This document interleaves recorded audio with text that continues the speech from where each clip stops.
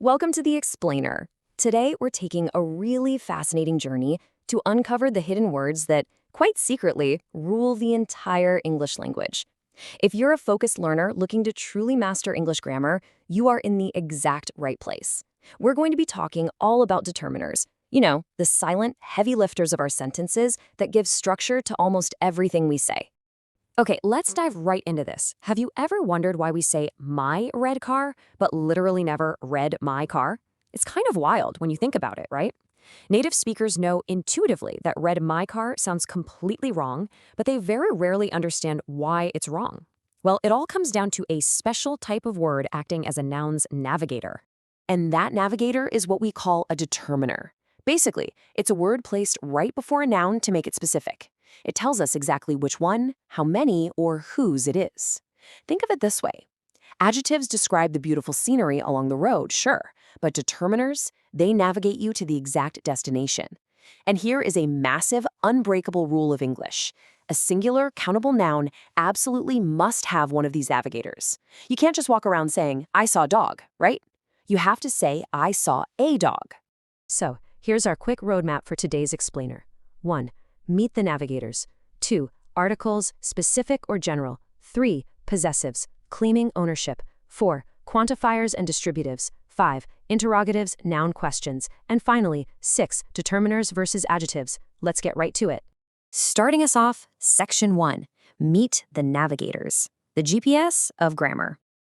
Let's move to and see how this builds. The absolute foundational concept you need to grasp here is that determiners always lead the way in a sentence structure.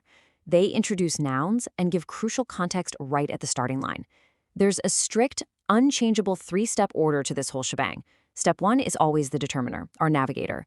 Step 2 is the adjective, the painter adding the color and details. And step 3 is the noun, your final destination.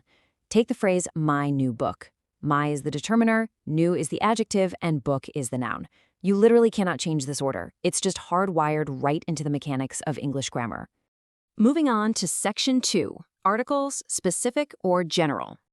So, we use three main types of articles every single day. First, we've got the indefinite articles, a and an, which we use for general, non-specific things, like a car. Now, what's really interesting is the golden rule for a versus an.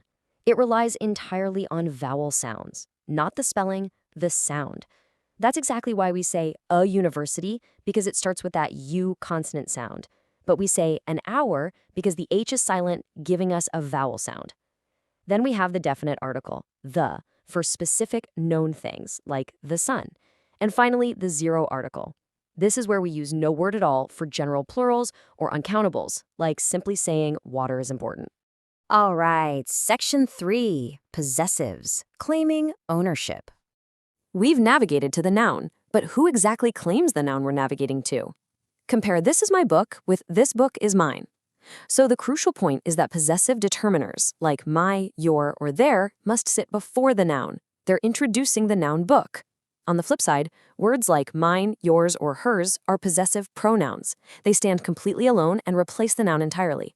They don't navigate, they just take over the driver's seat entirely. Let's play a quick little game of spot the mistake in our heads regarding possessive nouns. If you have a singular noun, you add an apostrophe S, like Sarah's dog. If a name ends in S, like James, you can say James's car or James' car. Both are perfectly accepted. But what about plurals? Well, if a plural noun already ends in S, like boys, you just stick the apostrophe at the very end, the boys' classroom. But beware the irregular plurals. If the plural doesn't end in S, like children or men, you treat it like a singular and add apostrophe S, making it children's toys. It's crazy how that tiny little punctuation mark completely navigates the ownership. Which brings us to Section 4, quantifiers and distributives.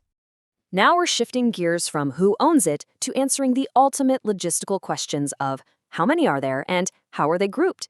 Think about saying, I had 2 cakes versus there is too much cake.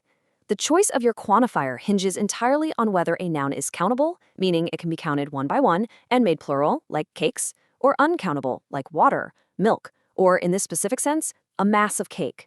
You can't say too many cake, right? You absolutely have to use much. Let's walk through this mental cheat sheet. For large amounts, we use many for countable things and much for uncountable ones. A really common mistake, actually it's more of a habit people fall into, is saying I have much books. Nope, books are countable, so it must be many books. For small amounts, it's a few for countable and a little for uncountable. But check this out. For undefined amounts, like some or any, and sufficient amounts, like enough or plenty, they generously work for both. So you can have some books and some water. Pretty handy. Okay, rapid-fire breakdown time for distributives. These determiners show how things are shared or divided within a group.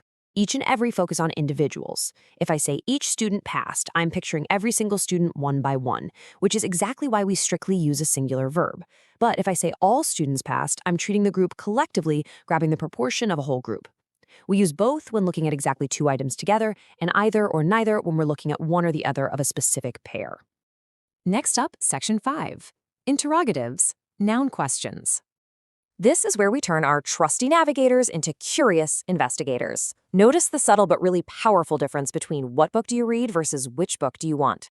We use what for open-ended general questions, where the options are essentially infinite, but we use which for a specific, limited set of options. Like if I have a red book and a blue book in my hands right in front of you, I'm going to ask you which book do you want, not what book. To really cement this, let's define our three interrogators: what, which, and whose. Whose asks about ownership, like whose phone. But pay very close attention here.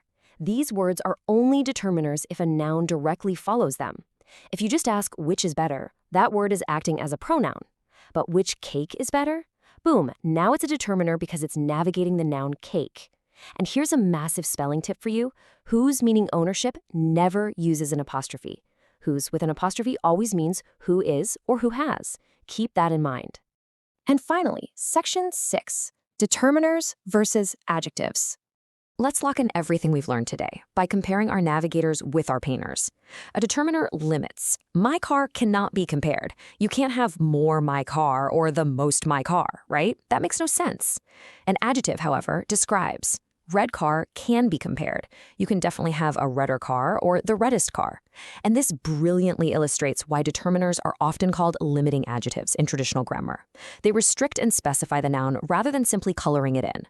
Which brings us perfectly to our final takeaway. Adjectives describe the scenery, but determiners get you to the destination. As you go about reading and speaking English today, I really urge you to notice the silent heavy lifting these tiny navigational words do in every single sentence you encounter. You literally cannot build a proper English noun phrase without them pointing the way. So the next time you write an important email or have a crucial conversation, ask yourself, are your invisible navigators leading your audience exactly where you want them to go, or are you just leaving them totally lost on the road? Keep paying attention to the structure, stay focused, and keep learning. Thank you so much for joining me on this explainer, and I'll catch you on the next one.